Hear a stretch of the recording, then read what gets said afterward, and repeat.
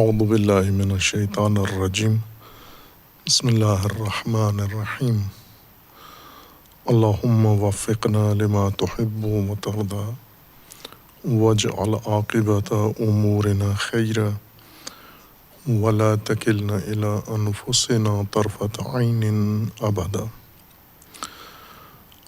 رب ادخلنی مدخل صدق واخرجنی مخرج صدق واجعل لی من لدنک سلطانا نصیرا۔ سورہ مبارکہ بقرہ آیات کریمہ۔ وَقُلْنَا يَا آدَمُ اسْكُنْ أَنْتَ وَزَوْجُكَ الْجَنَّةَ وَكُلَا مِنْهَا رَغَدًا حَيْثُ شِئْتُمَا وَلَا تَقْرَبَا هَٰذِهِ الشَّجَرَةَ فَتَكُونَا مِنَ الظَّالِمِينَ فَأَزَلَّهُمَا الشَّيْطَانُ عَنْهَا فَأَخْرَجَهُمَا مِمَّا كَانَا فِيهِ وَقُلْنَا اهْبِطُوا بَعْضُكُمْ لِبَعْضٍ عَدُوٌّ وَلَكُمْ فِي الْأَرْضِ مُسْتَقَرٌّ وَمَتَاعٌ إِلَىٰ حِينٍ فَتَلَقَّىٰ آدَمُ مِن رَّبِّهِ كَلِمَاتٍ فَتَابَ عَلَيْهِ إِنَّهُ هُوَ التَّوَّابُ الرَّحِيمُ قُلْنَا اهْبِطُوا مِنْهَا جَمِيعًا فَإِمَّا يَأْتِيَنَّكُم مِّنِّي هُدًى فَمَن تَبِعَ هُدَايَ فَلَا خَوْفٌ عَلَيْهِمْ وَلَا هُمْ يَحْزَنُونَ وَالَّذِينَ كَفَرُوا وَكَذَّبُوا بِآيَاتِنَا أُولَٰئِكَ أَصْحَابُ النَّارِ هُمْ فِيهَا خَالِدُونَ۔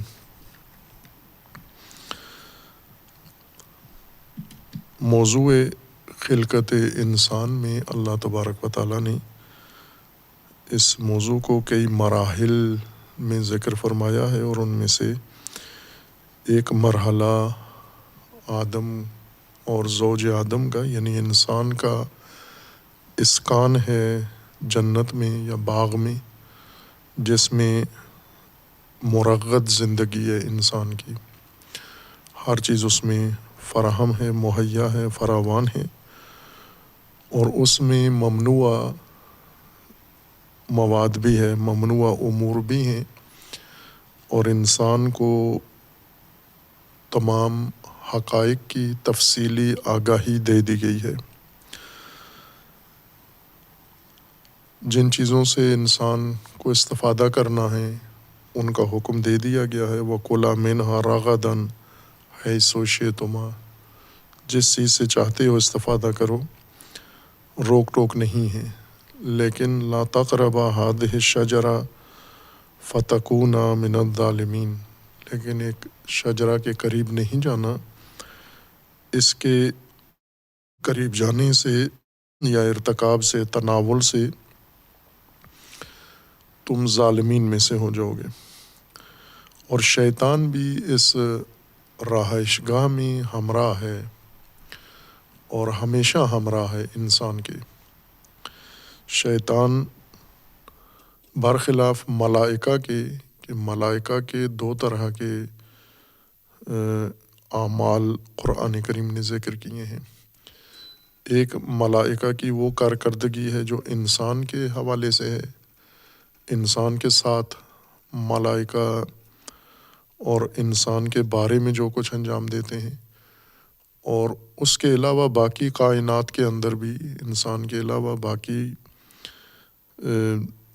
ماموریت بھی نظام الہی میں ملائکہ کی ذکر کی گئی ہے، جیسے یہ محدقین عرش ہیں، یہ حاملین عرش ہیں، اور یہ اللہ تبارک و تعالیٰ کے تمام فرامین کو اجرا کرنے والے ہیں، اور ان میں سے کچھ ایسے ہیں جو صرف انسان کے لیے ہیں، مختص ہیں انسان کی تدبیر کے ساتھ، یعنی وہ نظام جو اللہ نے مخصوص انسان کے لیے مقرر کیا ہے، اس نظام کے مدبر بھی ملائکہ ہیں۔ اور ان کے مقابلے میں شیطان ہے، یہ سرکش ہے، لیکن فقط انسان کے حوالے سے، انسان کے علاوہ نہ اس کی نجی زندگی ہے، نہ اس کی قبائلی زندگی ہے، نہ اس کی انسان کے علاوہ باقی کچھ بھی اس کے بارے میں قرآن نے ذکر نہیں کیا، اور فقط انسان کے اوپر جو کچھ انجام دیتا ہے اس کا ذکر ہے۔ اس کا یہ مطلب نہیں کہ شیطان کے باقی جو زندگی نجی زندگی ہے یا باقی قبائلی قومی زندگی ہے، معاشرتی زندگی ہے یا جنیاتی زندگی ہے، اس کی وہ انسان کے لیے اہمیت نہیں رکھتی، اس لیے ذکر نہیں ہوئی ہے۔ مطلقہ ترک کرنے کا مطلب یہ ہے کہ ہے نہیں ہے، اس کی کوئی زندگی کا اور پہلو ہے ہی نہیں اس کے وجود کا، اس کا سارا وجود، اس کی ساری حقیقت، حیثیت و ذات وہ یہی ہے جو قرآن نے ذکر کر دی ہے، شیطنت ہے۔ ماورائے شیطنت اس کے کوئی اور پہلو نہیں ہے، جیسا عموماً ذکر کیا جاتا ہے، اقوال میں شیطان کے بارے میں ذکر کیا جاتا ہے یا روایات کے اندر ہے، عبادت گزار تھا، اتنا مقرب تھا، پھر اس کے باقی پہلے شیطان بننے سے پہلے کیا تھا، شیطان ہوتے ہوئے کیا ہے۔ قرآن نے کچھ بھی ذکر نہیں کیا، اشارہ تک نہیں دیا، نہ کنائے میں نہ صراحت میں، اس کے علاوہ کچھ بھی نہیں ذکر کیا، نہ اس وجہ سے کہ وہ پہلو شیطان کا قرآن نے نظر انداز کیا ہے، یعنی وہ ہے ہی نہیں۔ تمام شیطان کی ہستی یہی ہے جو قرآن نے ذکر کر دی ہے، اور وہ یہ ہے کہ انسان کے ساتھ ہے، ہمیشہ معیت انسان میں ہے۔ جب آدم و زوج آدم یعنی انسان کو سکونت ملی، ساکن باغ ہوئے، اور وہاں اللہ تبارک و تعالیٰ نے ان کے لیے مرغد وسائل، فراوان وسائل فراہم کیے، اور ممنوعہ چیزیں بھی ان کے سامنے رکھیں اور انہیں آگاہی دے دی۔ شیطان نے اضلال کیا انہیں اور بہکا دیا، پھسلا دیا، عہد توڑ دیا، ارادہ توڑ دیا، عزم ختم کر دیا ان کا جو انہوں نے باندھا تھا، اور اس طرح اس باغ سے ان کے نکلنے کا سبب بنا۔ اور اس باغ میں جو اس نے انسان کے ساتھ عمل کیا یا انسان سے کروایا، وہ انسان کی جنسی خواہش کو ابھار دیا، جس کے نتیجے میں اب وہاں رہنا اس رہائش گاہ میں انسان کے لیے ممکن نہیں تھا۔ اس صورتحال کے سامنے جو انسان کے ساتھ پیش آئی ہے، تناول شجرہ کے بارے میں، کہ خود شجرہ بھی قرآن کریم نے صرف یہی ذکر کیا ہے کہ اس شجرہ کے قریب نہ جانا ورنہ ظالم ہو جائیں گے، اور آگے شجرہ کی کوئی تفصیل قرآن میں نہیں ہے، جزیات اس کی۔ اور ہر چند قرآن کے علاوہ روایات میں اس شجرہ کے بارے میں بات ہے، اقوال میں، ادیان میں، لیکن اس کا کوئی مبنی قرآنی نہیں ہے۔ قرآن نے فقط ذکر کیا ایک شجرہ ہے، اور شجرہ کا معنی بھی وہی ہے جو متعارف عام گفتگو میں شجرہ کا معنی لیا جاتا ہے، یعنی درخت ہے۔ مصادیق اس کے کوئی بھی ہو سکتے ہیں شجرہ کے، لیکن معنی کے لحاظ سے ایک معین اس کا معنی ہے۔ مشجر چیز، شجرہ کا مطلب ہوتا ہے وہ چیز جو ایک ہو، اس کے اندر وحدت ہو، بنیاد اس کی ایک ہو، لیکن اس کے بعد اس کے اندر مشاجرت آ جائے، جدائی آ جائے، انتشار آ جائے، ایک دوسرے سے ہٹ جائے، وہ وحدت اس کی ختم ہو کے انتشار میں تبدیل ہو جائے، یہ اس کا لغوی معنی ہے۔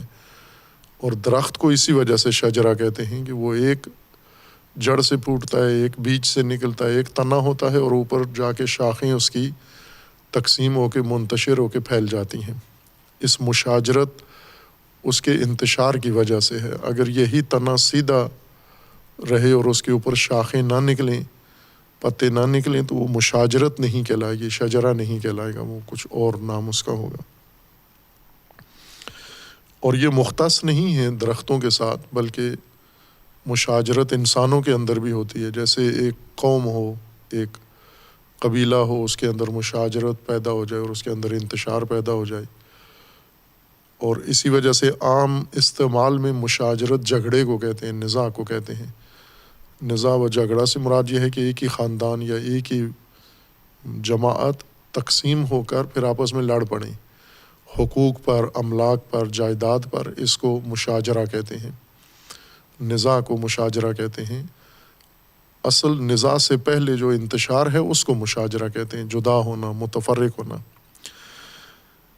خب یہ شجرہ ہے، اس کے قریب نہ جانا ورنہ ظالمین میں سے ہو جائیں گے۔ شیطان نے اضلال کیا، بہکایا انہیں، وسوسہ کیا اور کہا کہ یہ شجرہ تمہارے لیے بہت مفید ہے۔ اللہ نے فرمایا کہ بہت نقصان دہ ہے، اتنا کہ تم ظالمین میں سے ہو جاؤ گے۔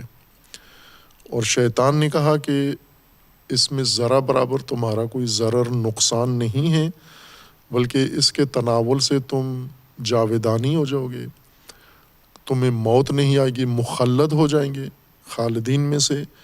اور دوسرا یہ ہے کہ آپ کو ایسی سلطنت، تسلط نصیب ہوگا جو نہ ختم ہونے والا ہے، ناقابل زوال زندگی تمہیں میسر آ جائے گی۔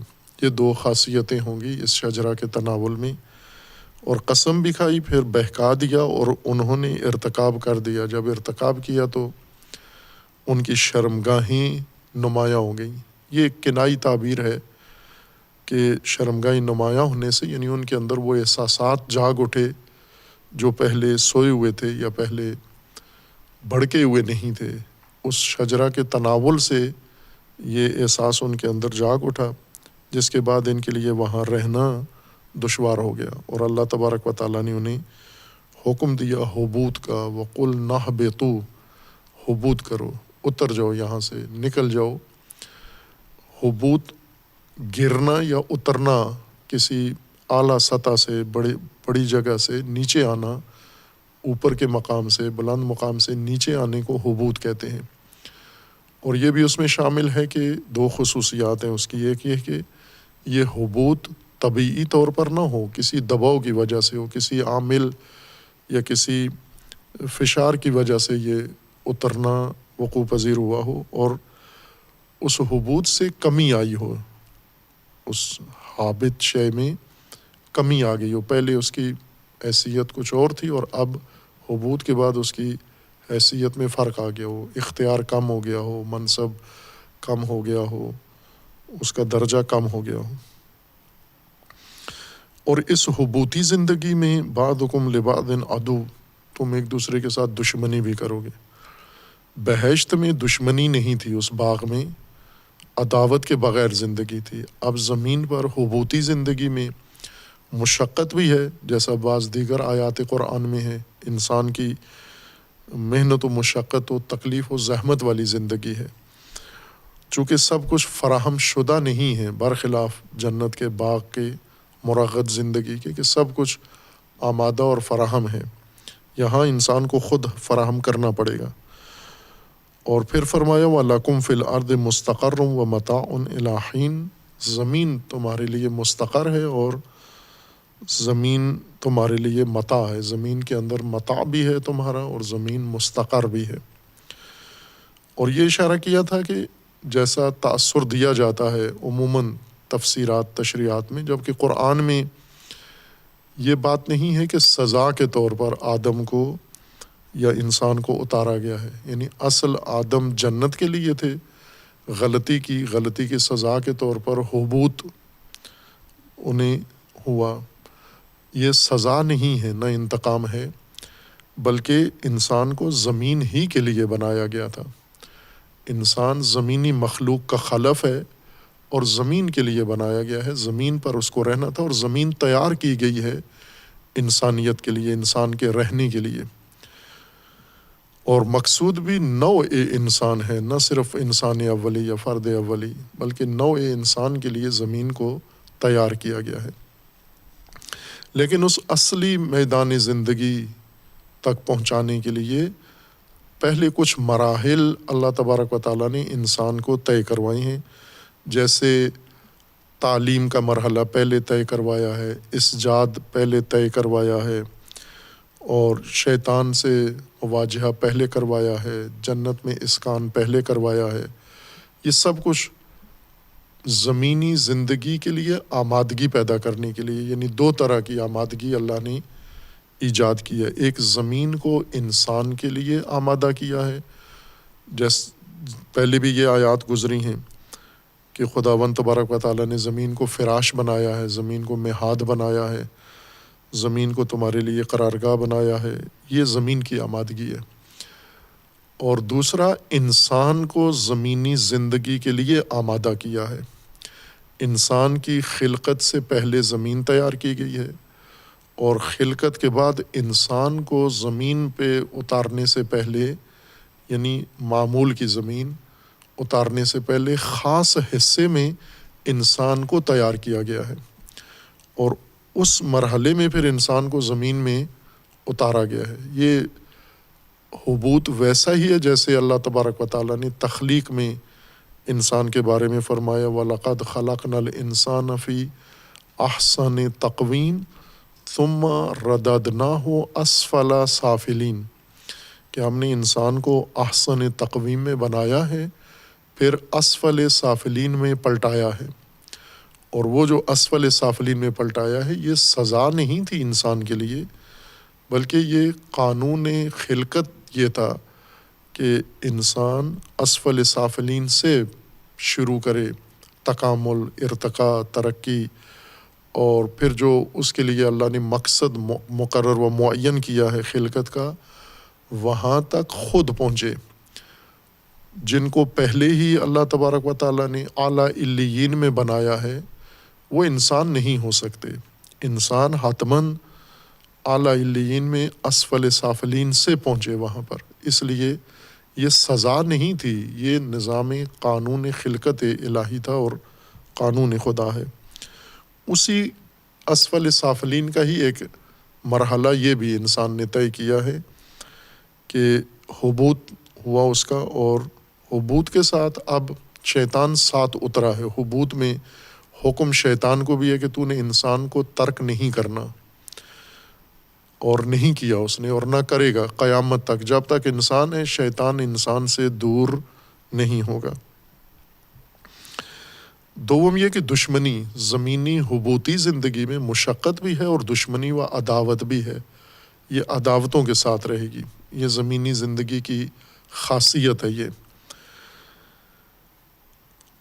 اور یہ عداوتیں پہلے سے نشاندہی کر دی گئی ہیں۔ سب سے بڑا منبع عداوت کا شیطان ہے کہ یہ عدو ہے، بعض آیات میں ہے یہ عدو مبین ہے آپ کا۔ اور عداوتی زندگی کے طریقے بھی آدم کو بتا دیے گئے ہیں کہ آپ نے اس سے محفوظ رہنا ہے، پناہ اختیار کرنی ہے۔ اور ساتھ یہ فرمایا وَلَكُمْ فِي الْأَرْضِ مُسْتَقَرٌّ وَمَتَاعٌ إِلَىٰ حِينٍ، جنت میں حکم دیا اسکن، یہ مسکن ہے تمہارا، یعنی سکون کے لیے ہے، یہاں ٹھہرنا ہے، ایک موقت ٹھہرنے کا انتظام ہے تمہارا، مستقر نہیں ہے۔ مستقر قرہ یا قرارہ کہتے ہیں، جہاں پر چیز جا کر ثبات اس کو مل جائے، اضطراب و حرکت ختم ہو جائے، اور اپنی اصلی جگہ پر پہنچ جائے چیز، اور بغیر کسی بیرونی عامل کے وہاں پر ٹک جائے، اس کو قرہ کہتے ہیں۔ اور مستقر جہاں پر وہ چیز جا کر ٹھہر جائے، ٹک جائے، جیسے پانی بہتا رہتا ہے، مضطرب رہتا ہے، متحرک رہتا ہے، اگر اس کو کسی رکاوٹ کے ذریعے سے روک بھی لیا جائے، پھر بھی کوشش ہوتی ہے اس کی کہ اس رکاوٹ سے عبور کر کے کسی ایسی جگہ پر پہنچے جہاں خود رک جاتا ہے، وہاں پر اس کو کوئی روکتا نہیں ہے، وہ اس کی مستقر ہے، قرارگاہ ہے۔ انسان چونکہ زمین کے لیے تھا، زمینی عناصر سے بنا ہے، تو اس کی مستقر بھی زمین ہے، اصل قرارگاہ جہاں پر اس کو ٹھہرنا ہے، ٹکنا ہے۔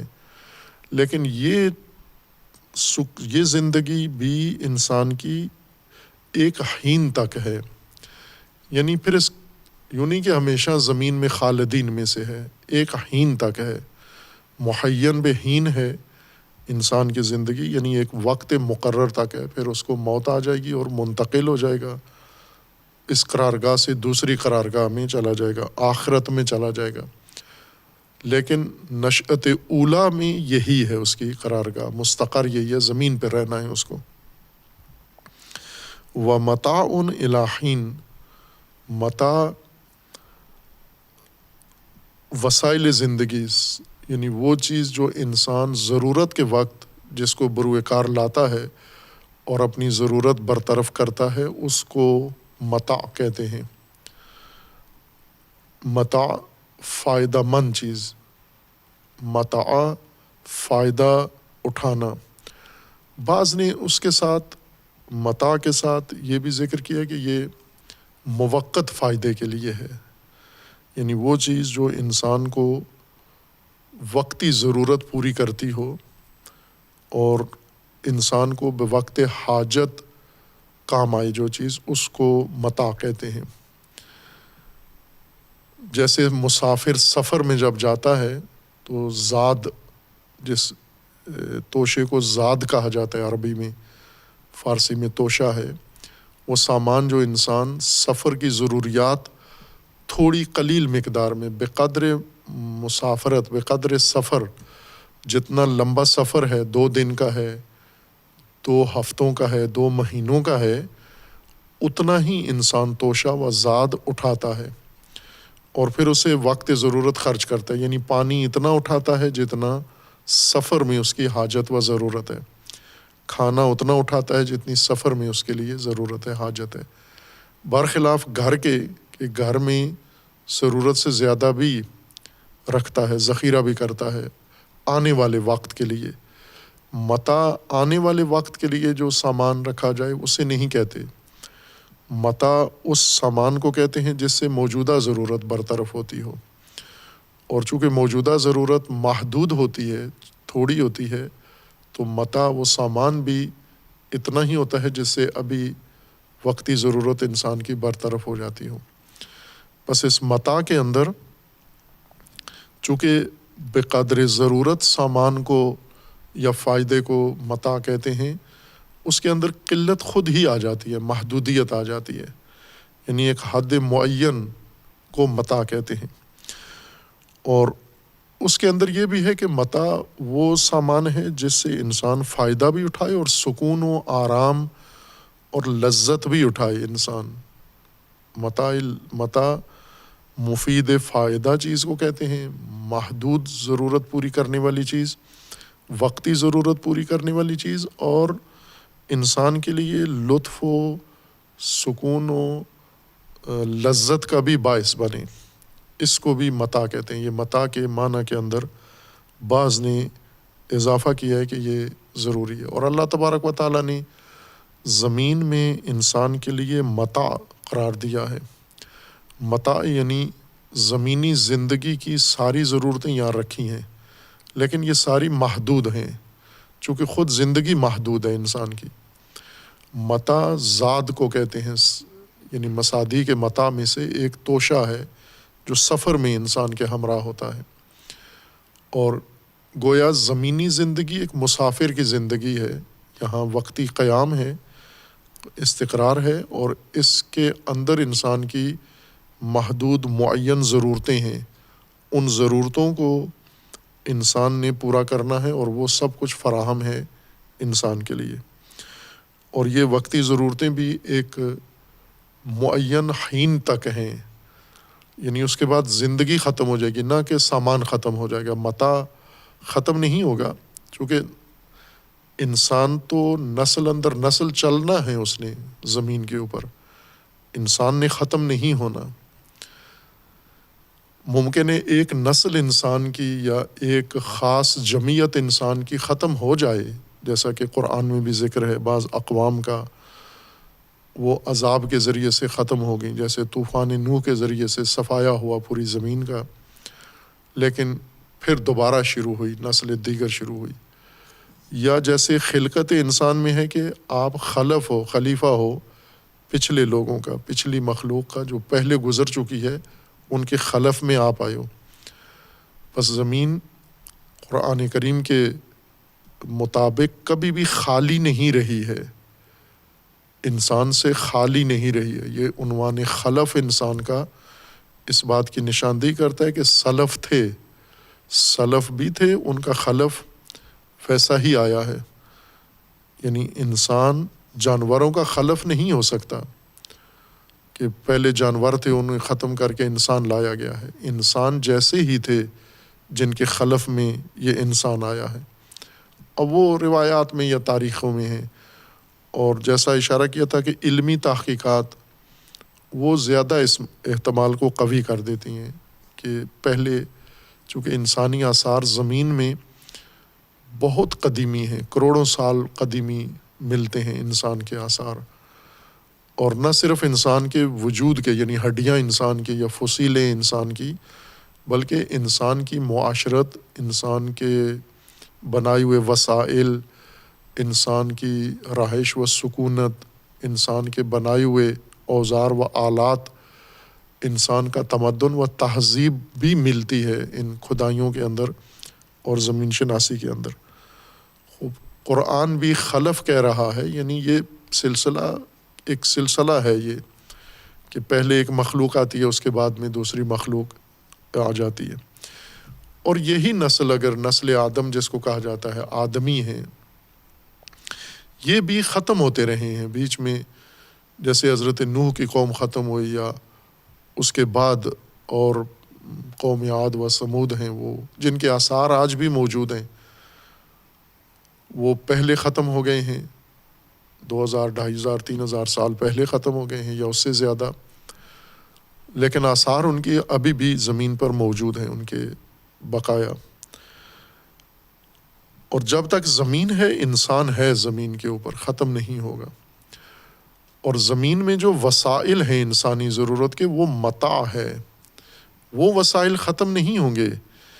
انسان کی زندگی ہین الہین ہے، ایک معین زمانے تک ہے، اور یہ زندگی انسان کی ختم ہو جانی ہے، اس کی جگہ دوسرے آ جانے ہیں، اور یہ متاع ان کے اختیار میں چلا جائے گا۔ اور انسان نے اس سے متاع کا مطلب یہ ہوتا ہے کہ جتنی ضرورت ہے اتنا آپ نے لینا ہے یا اتنا آپ کے پاس سامان ہے۔ اگر انسان اپنی ضرورت سے زیادہ اکٹھا کر لے زمین سے تو یہ متاع نہیں کہلائے گا، یہ ذخیرہ کہلائے گا، جس کے لیے قرآن نے الگ سے باب منعقد کیا ہے۔ اسراف بھی اس کے لیے ذکر کیا ہے اور ذخیرہ بھی اس کے لیے ذکر کیا ہے، کنز بھی اس کے لیے ذکر کیا ہے کہ وہ جرم قرار دیا گیا ہے۔ جو بھی متاع سے زیادہ انسان سامان زندگی جمع کرے گا، اور یہ جو اللہ تبارک و تعالیٰ نے انسان کے لیے وسائل زندگی بنائے ہیں جنہیں متاع کہا ہے، یہ انسان کے تمتع کا بھی باعث ہے۔ یعنی یوں نہیں ہے کہ یہ جیسے جانور ہے تو وہ زندگی میں متمتع نہیں ہے، چونکہ تمتع جو انسان کے اندر حاصل ہوتا ہے، لذت انسان کو حاصل ہوتی ہے، وہ نفس و روح ہے منبع اس کا۔ جانور کو لذت محسوس ہوتی ہے، غریزی لذت محسوس ہوتی ہے، چونکہ شعور نہیں ہے، عقل نہیں ہے، دل نہیں ہے، اس وجہ سے وہ لذت دائمی، لذت پائیدار نہیں ہے جانوروں کے اندر۔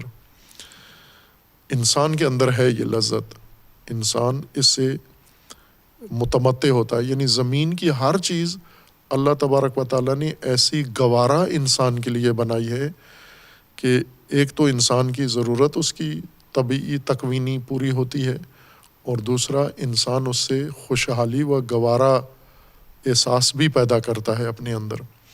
یعنی ہر چیز متاع کا مطلب یہ کہ اللہ نے ہر چیز انسان کے لیے جو بنائی ہے وہ گوارا بنائی ہے، ناگوار نہیں بنائی۔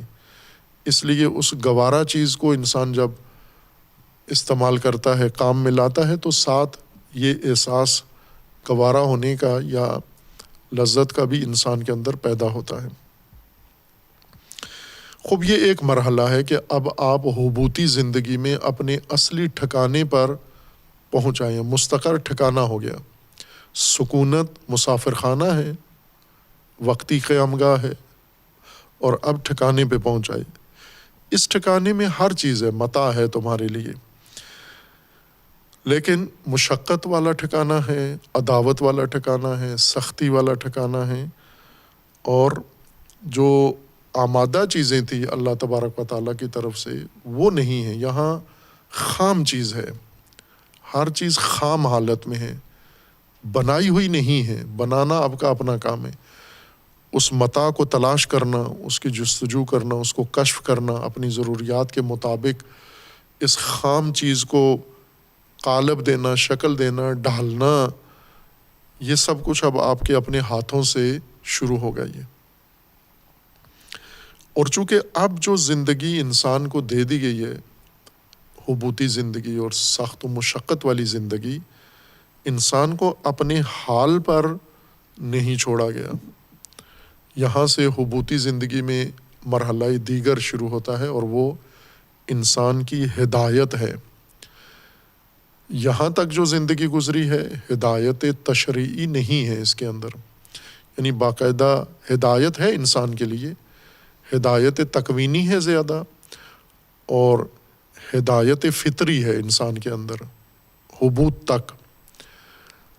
الگ سے انسان کے لیے، نوع انسان کے لیے ایک مسودہ نہیں ہے، کوئی منشور نہیں ہے، دستور نہیں ہے جامع جو انسان کی پوری زندگی کا احاطہ کرتا ہو۔ حبوطی زندگی یا اس زمینی زندگی میں مکمل رہنمائی انسان کو فراہم کرے۔ چونکہ زمین پہ نہیں تھا انسان، اب زمین پہ آیا ہے تو یہاں سے ہدایت کی بھی ضرورت محسوس ہوئی ہے انسان کو۔ پہلے خلقت تھی جو تکوینی امر ہے، اور ساتھ ہی فطرت تھی انسان کی، جیسے تعلیم ہے، جیسے رہنمائی ہے انسان کی، یہ فطری امور تھے سارے۔ یعنی یہ جو حکم اللہ تبارک و تعالیٰ نے دیا ہے، یا آدم اسکن انت وزوجک الجنہ، یہ حکم جو آدم کو دیا اور یہ من جو کیا، یہ تشریعی منشور کے ساتھ نہیں کیا، یعنی کسی کتاب کی شکل میں یہ ہدایت نازل نہیں ہوئی، چونکہ یہ حبوطی زندگی میں اس کی ضرورت محسوس ہوئی ہے، زمینی زندگی میں۔ لہٰذا اللہ تبارک و تعالیٰ نے فرمایا حبوط کا حکم دے کے کہ جب زمین پہ چلے جاؤ، مستقر میں چلے جاؤ، وہاں تمہارے لیے متاع ہے، اور وہاں تمہیں جو چیز اب میسر آئے گی، فَتَلَقَّى آدَمُ مِن رَبِّهِ کَلِمَاتٍ۔ خوب، اب دو چیزیں یہاں پر اور آدم کو حبوط کے بعد عطا کی گئی ہیں، ایک توبہ ہے اور ایک ہدایت ہے۔ توبہ یہ ہے کہ اللہ تبارک و تعالیٰ نے انسان کو خلق کیا ہے، اور اس کی خلقت کا ایک مقصد بھی مقرر کیا ہے، اور ساتھ ہی شیطان بھی جڑا ہوا ہے انسان کے۔ شیطان کا اصل کام اضلال و اغوا ہے، یعنی راستے سے ہٹانا، پھسلانا، مقصد سے دور کرنا۔ اس لیے اللہ تبارک و تعالیٰ نے آدم کو حبوطی زندگی میں پہلی چیز جو عنایت فرمائی ہے وہ توبہ ہے۔ فَتَلَقَّى آدَمُ مِن رَبِّهِ کَلِمَاتٍ فَتَابَ عَلَيْهِ، آدم نے اپنے رب سے کلمات دریافت کیے، تلقی کیے، اور ان پر توبہ کی، رجوع کیا۔ إِنَّهُ هُوَ التَّوَّابُ الرَّحِيمُ۔ ظاہر ہے وہ جو سکونت باغ میں دی گئی تھی، اور اس سکونت میں حبوط تو تھا، آخر کار آدم کو خود تقاضا کرنا چاہیے تھا کہ میں اس رہشگاہ میں، موقت کارگاہ میں اپنا کام مکمل کر چکا ہوں، یعنی آگاہی پوری ہو چکی ہے، امتحان دے چکا ہوں، اب مجھے زمین پہ اتارا جائے، زمین پہ بھیجا جائے۔ لیکن شیطان نے جلدی کروا دی، بہکا دیا، پھسلا دیا، ممنوع چیز کا ارتکاب کروا دیا، جس کے نتیجے میں وہ کام جو بعد میں ہونا تھا یا معرفت کے نتیجے میں ہونا تھا، وہ اس اشتباہ یا غلطی کے نتیجے میں ہو گیا۔ یعنی جیسے انسان کسی جگہ جانا چاہتا ہے، چل کے جانا چاہتا ہے، کسی ڈہلوان میں ہوتا ہے، پیش آتا رہتا ہے، ہر انسان کا تجربہ ہے کہ اگر بارش ہے یا کیچڑ ہے اور پھسلن ہے زمین میں، سلپ ہوتا ہے انسان یا گاڑی، تو اس کو چل کے آہستہ آہستہ احتیاط کے ساتھ اتر کے وہاں پہنچنا ہے، جانا نیچے ہی ہے انسان کو، فراز سے نشیب میں جانا ہے، ڈہلوان سے۔ لیکن یہاں نمی کی وجہ سے، کیچڑ کی وجہ سے پھسل گیا ہے، پھسل کے وہیں پہنچ گیا ہے، گر کے وہیں پہنچ گیا ہے جہاں چل کے جانا تھا اس کو۔ آدم کو، انسان کو جنت سے چل کر زمین پہ آنا تھا، مستقر میں آنا تھا، چونکہ یہ قرارگاہ تھی۔ لیکن چل کے نہیں پھسل کے آگے، اور پھسلایا شیطان نے، وسوسہ شیطان نے کر دیا کہ یہاں پہنچائے۔ خوب ظاہر ہے یہاں جو جس چیز کی تلافی کی ضرورت تھی وہ یہ پھسلنا تھا، کہ جو مرحلہ انسان نے شعور، علم اور معرفت سے طے کرنا تھا وہ پھسل کے وہاں پہنچائے۔ تو اب آدم کو سب سے پہلا جو اللہ تبارک و تعالیٰ نے موقع دیا وہ توبہ کے لیے کلمات دیے، یعنی رہنمائی کی اللہ تبارک و تعالیٰ نے آدم کو دوبارہ اللہ کی طرف رجوع کرنے کا۔ چونکہ حبوط کے بعد اب آدم کے ارد گرد جو ماحول ہے اس میں ایک تو زمین ہے، اور زمین کے ہر چیز مختلف، زمین کے وسائل، زمین کے حقائق، زمین کے جاذبے، زمین کی کشش، اور دوسرا شیطان ہے، عدو ہے، عداوت ہے، اور تیسرا جو باغ میں حادثہ رونما ہوا، اندر جو احساسات امڑ آئے، جن میں سب سے بڑا غلبہ سوءا، کشف سوءا یا بد اس سوءا کا تھا۔ شرمگاہیں جو ننگی ہو گئیں، یعنی اندرونی احساسات بھی پیدا ہو گئے، متحرک ہو گئے، فعال و قوی ہو گئے۔ خب اب آدم یہاں پر گرے ہوئے ہیں گویا زمین پر حبوط میں آنے کے بعد، ایک طرف سے اپنے اندرونی احساسات و جذبات، دوسرا شیطان اور اس کی عداوت، اور تیسرا زمین اور اس کی سختیاں، زمین اور اس کی مشقتیں اور دشواریاں ہیں، اور یہ نووارد ہے زمین کے اوپر۔ اب اس کو یہاں حبوطی زندگی گزارنی ہے، تو پہلا کام کیا کرے انسان ایسی صورت میں جب اندر بھی انسان کے ہیجان ہو، باہر بھی دشمن ہو، اور ماحول بھی نیا ہو، اجنبی ہو، اور سخت ہو، دشوار ہو، اور ہر روز انسان ایسے صورتحال سے دوچار ہوتا ہے۔ یعنی یہ تکرار ہو رہا ہے، یہ قصہ جو آدم و زوج آدم کا ہے یہ ہر فرد انسان کے ساتھ تکرار ہو رہا ہے۔ مثلا ہر فرد اس نئی صورتحال کا سامنا کر رہا ہے، پیدا ہوتا ہے، بڑا ہوتا ہے، بچپن گزارتا ہے، بچپن گزارنے کے بعد پھر کسی معاشرتی سماجی شکل میں آ جاتا ہے، کہیں پہنچ جاتا ہے کسی معاشرے میں، یا جس معاشرے میں پیدا ہوا ہے اسی میں حبوط کر جاتا ہے، اور دیکھتا ہے اس کے ارد گرد لوگ ہیں عجیب و غریب قسم کے، ان کے طور اطوار مختلف ہیں، ان کے رہن سہن مختلف ہے، ان کے اندر بہت ساری چیزیں ہیں، منفی چیزیں ہیں، مثبت چیزیں ہیں، وسائل اپنے ارد گرد، بازار سجے ہوئے دیکھتا ہے انسان، کھیت دیکھتا ہے، باغات دیکھتا ہے، لوگوں کی زندگیاں دیکھتا ہے، گھر دیکھتا ہے، بنگلے کوٹھیاں دیکھتا ہے، اور اس کے اندر رہنے والے لوگوں کو دیکھتا ہے۔ یہ ساری چیزیں دل ربا ہیں انسان کے لیے، کھینچتی ہیں اپنی طرف انسان کو، اور ادھر سے شیطان بھی ساتھ ہے انسان کے، جڑا ہوا ہے، بالکل موقع ہی نہیں دیتا، الگ نہیں ہوتا۔ اور اندر انسان کے ہیجانات ہیں، اندر انسان کے احساسات ہیں، جذبات ہیں، وہ جذبات مختلف نوعیت کے ہیں، جن میں ایک وہ شہوت جنسی ہے انسان کے، ہر فرد کے اندر ہے۔ تو ہر فرد اس صورتحال سے دوچار ہے، جو آدم و زوج آدم کی جو صورتحال ہے یہ ہر فرد کا قصہ ہے، ہر فرد کی داستان ہے۔ اب اس گھیرے میں ہے، ہر فرد انسان اس گھیرے میں ہے، زمین اور ماحول اور متاع، شیطان، اعداء، اور اندرونی احساسات، انسان کے اپنے ہیجانات، تمایلات، اور انسان کے اندر جو کچھ فطری طور پر ہر انسان کے اندر ہے، اس کو ثابت کرنے کے لیے کسی دلیل کی ضرورت نہیں ہے، ہر انسان کے اندر ہے، خواہشات ہیں اس کے اندر، مختلف قسم کی شہوات ہیں۔ اس تین قسم کے کشش میں یا تین قسم کے گہرے میں عوامل انسان کو گھیرے ہوئے ہیں، اندرونی بیرونی۔ یہاں پر اس کو سب سے پہلے کس چیز کی ضرورت ہے؟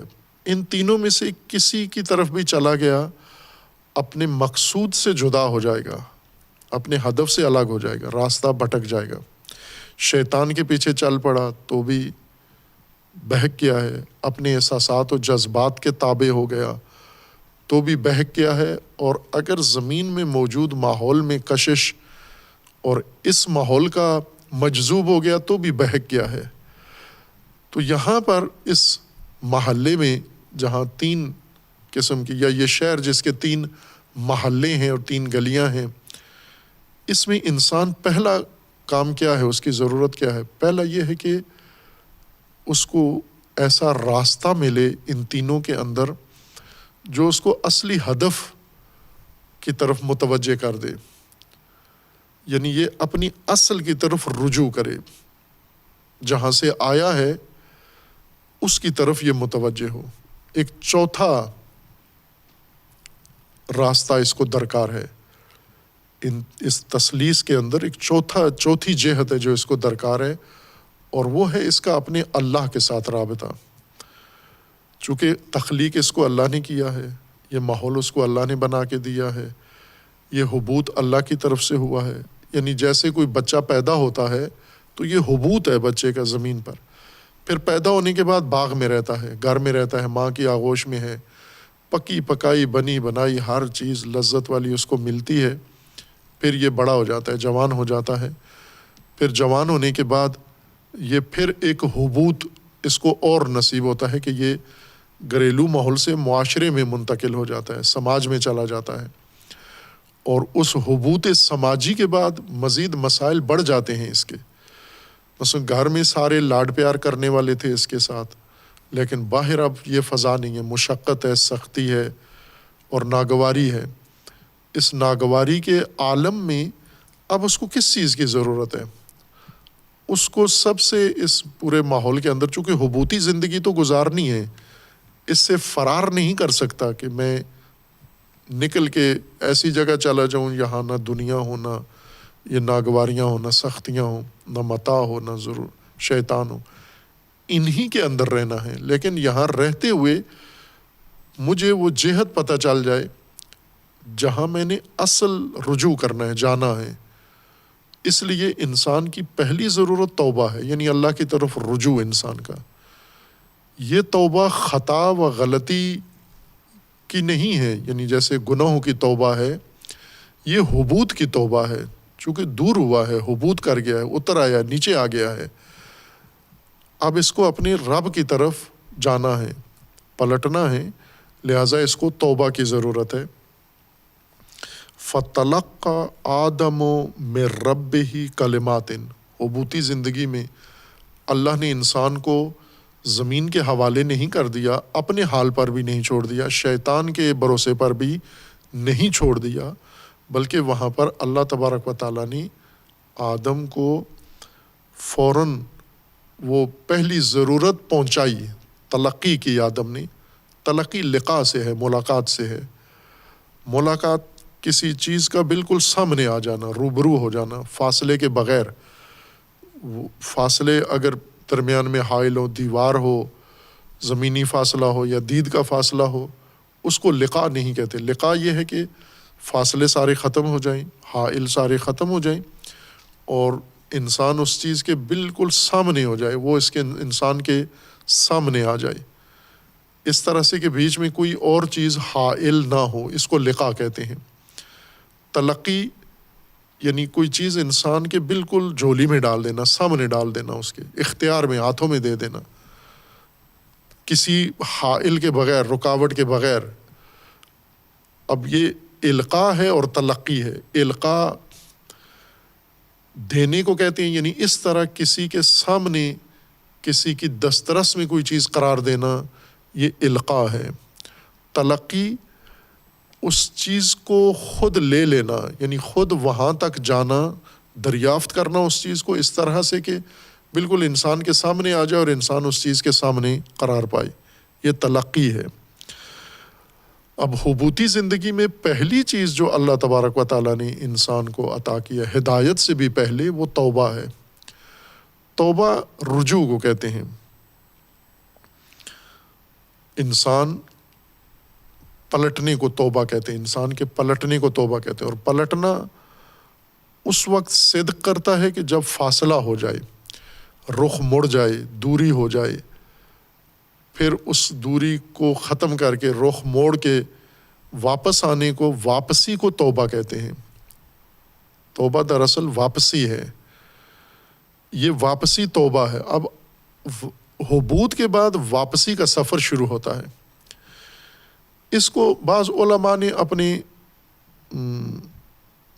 متعلقہ علم میں زیادہ وضاحت کے ساتھ بیان کیا ہے، جیسے فقہی آیات کو فقہاء نے خوبصورتی سے بیان کیا، کھولا ہے، اور تکوینی آیات کو فلسفیوں نے زیادہ خوبصورتی سے بحث کی ہے، اور اسی طرح جو یہ آیات ہیں رجوع کی، لقاء کی، معنوی آیات ہیں، ان کو اہل معرفت نے زیادہ خوبصورتی سے ان کی وضاحت کی ہے۔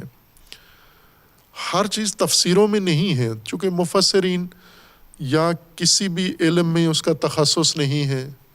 جس طرح ایک جنرل ڈاکٹر کو کہتے ہیں MBBS کر کے، وہ عمومی طبیب ہوتا ہے، یعنی سطحی بیماریاں، سادہ بیماریاں، عام بیماریاں، جس قسم کی ہڈیوں میں درد ہو تو بھی گولی دے دیتا ہے، سر میں درد ہو تو بھی دیکھ لیتا ہے بخار ہو جائے، انفیکشن ہو جائے، یعنی یہ جو معمولی مسائل ہیں تھوڑے تھوڑے چھوٹے چھوٹے، ان کو وہ سمجھ سکتا ہے۔ لیکن اگر انسان کے اندر پیچیدہ کوئی مسئلہ ہے تو وہ اس کے بس کی بات نہیں ہوتی عمومی طبیب کی، اس کے لیے ماہر و متخصص طبیب کے پاس جاتے ہیں۔ جیسے دل کا مسئلہ ہے یا کسی اور شعبے کا، تو وہ یہ اس کو ہاتھ بھی نہیں لگاتا اور اس کو سمجھ بھی نہیں آتا، بلکہ یہ خود بھی جب مریض ہوتا ہے تو ان کی طرف رجوع کرتا ہے۔ عموماً جو مفسرین ہیں ظاہر ہے وہ علوم پڑھ کے پھر تفسیر میں آتے ہیں۔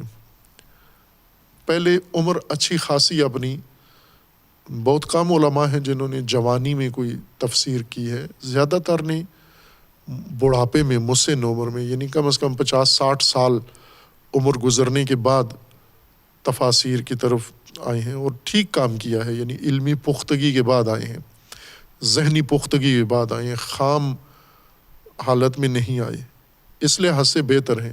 لیکن دوسرے لحاظ سے جب یہ علوم میں تخصص حاصل کیا یا علوم میں مہارت حاصل کیا تو جامعیت تو نہیں ہے۔ مثلا کتنے علماء ہیں فقہ پڑھ کے پھر تفسیر میں آ گئے، کتنے علماء ہیں ادبیات پڑھ کے تفسیر میں آ گئے، یا کتنے علماء ہیں جو معقولات پڑھ کے تفسیر میں آ گئے۔ اور جو علم بیٹھ کے انہوں نے پڑھا ہے اور جس علم کے اثرات ان پر زیادہ ہیں، اس حصے کو قرآن میں اچھے طریقے سے تبیین کرتے ہیں۔ اگر ادیب ہیں تو ادبی پہلو کو بہت خوبصورتی سے وضاحت کرتے ہیں، اگر فقہاء ہیں تو وہ فقہی ابحاث کو زیادہ کھولتے ہیں، متکلمین ہیں کلامی بحثوں کو زیادہ خوبصورتی سے تبیین کرتے ہیں، فیلسوف ہیں تو فلسفی بحثوں کو زیادہ تبیین کرتے ہیں۔ لیکن کئی آیات ایسی آتی ہیں جن میں کوئی خاص بات ان کے پاس کہنے کے لیے نہیں ہوتی، جبکہ انہی موضوعات میں دیگر علماء دیکھیں تو وہ بہت پرمغز بحث کرتے ہیں۔ لہٰذا یہ جو توبہ جیسے معارف ہیں جو بہت بلند معارف میں سے ہیں، بہت ہی بنیادی اور گہرے معارف ہیں، یہ ہم معمول کے مفسرین کے ہاں دیکھیں تو سادہ سی ایک بات ہے، توبہ کرنا یعنی پشیمانی۔ لیکن اگر اہل معرفت کے ہاں دیکھیں تو توبہ سے مراد بہت گہرا معنی ہے، یعنی رجوع اپنے اصل کی طرف، مبدا کی طرف، جہاں سے شروع ہوا ہے انسان کا سفر، وہاں جانا۔ وہ علماء دو حصوں میں یہ بات کرتے ہیں، انسان کی ہدایت یا انسان کی حقیقت کو دو حصوں میں بیان کرتے ہیں، اور قرآن میں ہے، یعنی قرآن نے بھی ایسا ہی بیان کیا ہے۔ ایک حبوط جس کو قرآن نے کہا ہے، حبوط، وہ اسے قوس نزولی کہتے ہیں کہ انسان نازل ہوا ہے، اپنے منبع سے آیا ہے، جیسے قرآن میں انا للہ و انا الیہ راجعون، کہ ایک جگہ سے انسان آیا ہے، ایک منبع سے انسان کا آغاز ہوا ہے، شروع ہوا ہے، تخلیق ہوئی ہے، اور پھر ایک انسان کا عروج ہے، صعود ہے، اور اس کو کیسے کہتے ہیں؟ قوس صعودی. اور یہ تعبیر بھی قرآن ہی سے لی ہے انہوں نے کہ قاب قوسین، یہ دو قوس جو قرآن نے ذکر کی ہیں، یہ دو قوس وہ یہ کہتے ہیں کہ یہ دونوں ایک قوس نزولی ہے اور ایک قوس صعودی ہے.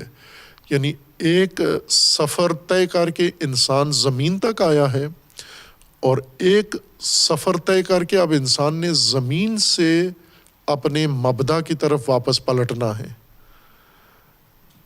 خب یہ جو بازگشت ہے کہ بعض فلاسفہ نے اس کو اور زیادہ مدلل کر کے بیان کیا ہے. جو اہل معرفت ہیں وہ عموماً ذوقی انداز باس ہے ان کا، لیکن جو دونوں فن رکھتے ہیں، معرفت کے بھی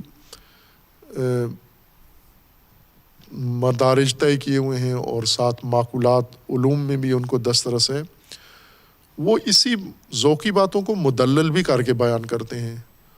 تو انہوں نے ان کو خوبصورت طریقے سے، زیادہ متین اور بہترین طریقے سے اس کو ذکر کیا ہے کہ ایک سفر انسان کا اپنے مبدا سے، اپنے رب سے زمین تک آنا ہے، اور دوسرا سفر انسان کا زمین سے اپنے رب کی طرف جانا ہے، لقاء کرنا ہے.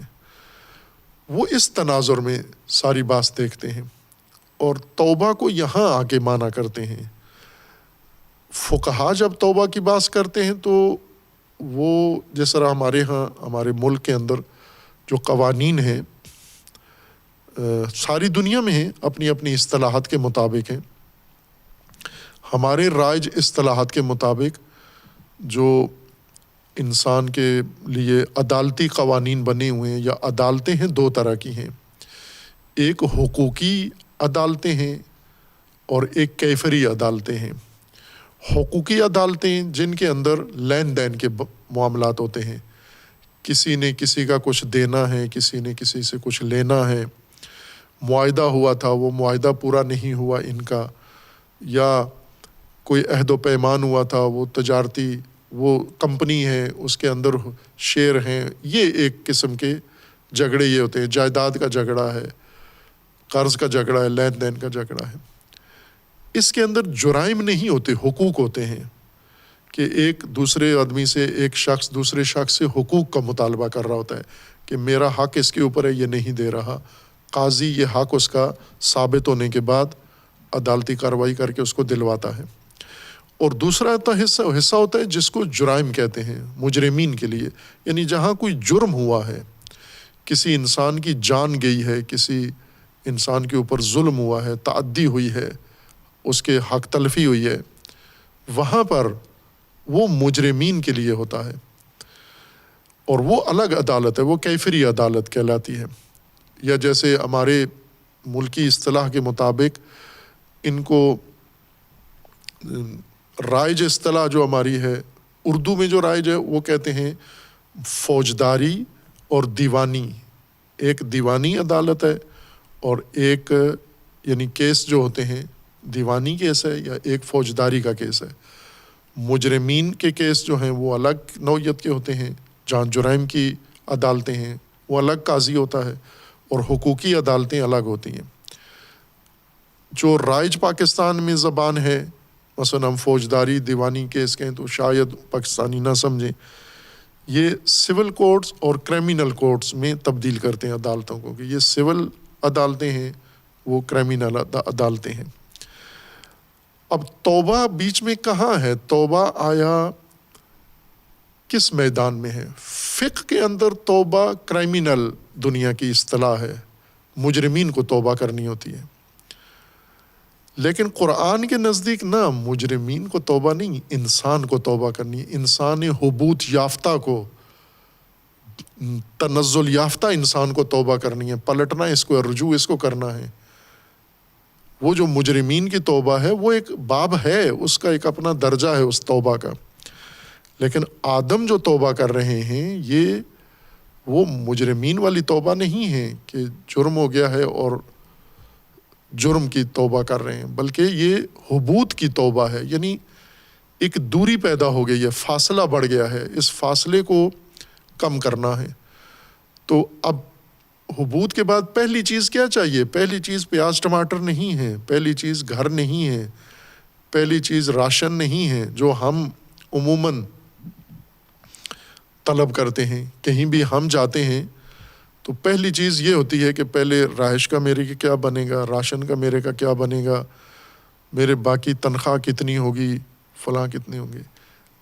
انسان اس کھٹکے میں ہے، حبوطی زندگی میں اس متاع کو اپنی پہلی حاجت سمجھتا ہے۔ یہ راشن زاد و توشہ متاع اگر پورا ہے تو مطمئن ہے، اس کو اور کوئی کھٹکا نہیں ہے۔ آسودہ زندگی کون سی ہے؟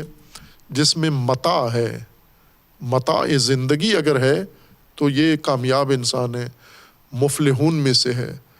لیکن نہ، حبوطی زندگی میں اگر تمام متاع بھی انسان کے پاس ہو، تمام ضروریات زندگی انسان کے پاس فراہم ہو، لیکن ہو حبوط میں اور فاصلے پہ ہو، یہ متاع بھی اس کا کسی کام کا نہیں ہے، اور یہ سہولتیں بھی، اور خواہ وہ باغ میں ہو یا وہ زمین پر ہو، مستقر میں ہو، پہلی چیز اس کی یہ ہے کہ وہ اپنے اصل مبدا کی طرف لوٹے، پلٹے۔ اب یہ پلٹنا بھی ایک لمبا سفر ہے جو انسان کو درپیش ہے، لیکن کہیں سے شروع تو ہو، یہ حبوط کی بازگشت ہو، چونکہ آئے وہاں سے ہیں آپ، اللہ نے پیدا کیا ہے۔ جس طرح اللہ تبارک و تعالیٰ نے فرشتوں شیطان کو کہا کہ یہ جسے میں نے اپنے دونوں ہاتھوں سے پیدا کیا ہے، تو نے کیوں سجدہ نہیں کیا اس کو؟ یعنی اب یہاں بہت خوبصورت تعبیر ہے انسان کے بارے میں کہ یہ جس کو میں نے اپنے دو ہاتھوں سے پیدا کیا، بنایا ہے، اسے تو نے کیوں سجدہ نہیں کیا؟ اور یہ آیات ظاہر ہے اب ہر مفسر نہیں کھول سکتا، دونوں ہاتھوں سے اللہ نے انسان کو بنایا ہے، یہ دو ہاتھ کیا ہیں جن سے انسان بنا ہے؟ باقی ساری چیزیں اللہ نے بنائی ہیں، لیکن یہ تعبیر انسان کے بارے میں کہ اسے اللہ نے دونوں ہاتھوں سے بنایا ہے۔ خوب، یہ وہ خصوصیات ہیں جو یہ طائفہ، یہ طبقہ، یہ قبیلہ مفسرین کا واضح کرتا ہے۔ لہٰذا حبوط کے بعد آدم نے پہلی چیز جو تلقی کی، جو اللہ تبارک و تعالیٰ نے القاء کی، اتاری، ڈالی، حبوط بھی اتارنا ہے، القاء بھی اتارنا ہے۔ حبوط انسان کو اتارنا ہے اور اس رفاعی زندگی، فلاحی زندگی، آسائش والی زندگی سے مشقت والی زندگی میں اتار دیا، یہ حبوط ہے، تنزل تھا یہ۔ اور پھر تنزل کی زندگی میں پہلی چیز القاء ہے، توبہ کا، رجوع کا راستہ، رجوع کا وسیلہ، رجوع کے اسباب، واپسی، اس اپنے رب کی طرف واپسی۔ فَتَلَقَّى آدَمُ مِن رَبِّهِ كَلِمَاتٍ فَتَابَ عَلَيْهِ۔ آدم نے بھی آ کے فوراً یہ نہیں کہا کہ یہاں تو رہائش، مکان، اس کے کمرے، اس کے آسائشیں، اس کے باتھ، اس کے کچن، یہاں تو کوئی چیز سیٹ نہیں ہے، تو اللہ تعالیٰ سے پہلے پلمبرنگ کی چیزیں منگوائے، پھر بجلی کی چیزیں، پھر راشن، پھر کچن، پھر یہ ساری چیزیں جو بنی اسرائیل اللہ سے مانگتے تھے کہ پہلی چیز ہمیں کچن کا سامان پورا کرے ہمارا۔ نبیوں کو بھی یہی کہتے تھے۔ آدم علیہ السلام نے زمین پہ آ کے سب سے پہلے دوری کا احساس کیا، اس حبوط میں دوری محسوس ہوئی۔ جب دوری محسوس ہوئی تو پہلے تو یہ تدارک ہو کہ سفر تقربی، سفر قربی شروع ہو، واپسی شروع ہو، عروج شروع ہو۔ اس حبوط کے جواب میں عروج ہے، بلندی کا سفر شروع ہو۔ فَتَلَقَّى آدَمُ مِن رَبِّهِ كَلِمَاتٍ، تو آدم نے یہاں اللہ سے کلمات دریافت کیے، تلقی کیے، یعنی پائے، سامنے آ گئے، حاضر ہو گئے، ہر چیز جو آدم کو چاہیے تھی وہ کلمات آدم کے سامنے آئی۔ فَتَابَ عَلَيْهِ، تب رجوع کیا آدم نے ان کلمات پر، پلٹے آدم، یعنی اب حبوط جو نیچے آنا تھا وہ آخری گراوٹ ہو چکی، اب یہاں سے واپسی شروع۔ توبہ کی آدم نے، تاب علیہ انہ هو التواب الرحیم، چونکہ اللہ کی ذات تواب ہے، تواب رحیم ہے۔ اور اسماء حسنہ میں اللہ تبارک و تعالیٰ کے اسماء حسنہ میں ہر اسم کی ایک خاص اپنی تفسیر ہے، تاثیر ہے، اور اپنی اس کی قلمرو ہے۔ یہ بہت ہی خوبصورت بات ہے اسماء اللہ کی، کہ علم ہے باقاعدہ اسماء اللہ جو علماء پڑھتے تھے، پڑھاتے تھے، ابھی بھی ہیں جن کی توجہ ہے، جو متاع میں زیادہ کھو نہیں گئے ہیں اور ہوس میں زیادہ سوء جن کا کشف ہو کے اور پھر اسی میں نہیں لگے ہوئے، زندگی سیئہ یعنی سوء ہی کو مدیریت کر رہے ہیں کہ کسی طرح شرمگاہ کے تقاضے پورے ہو جائیں، شرمگاہ کی ضروریات پوری ہو جائیں۔ ساری زندگی اس کے لیے نہیں گزار رہے، شرمگاہ کے لیے، جنہیں دھیان ہے کہ اس حبوط میں ہیں، ہم فاصلے پہ ہیں، دور آ گئے، اپنے مبدا اور اپنے منبع سے دور آ گئے ہیں۔ تو تسکین سوء نہیں کرنا ہمیں یہاں پر، بلکہ اصل سفر کی طرف جانا ہے ہمیں۔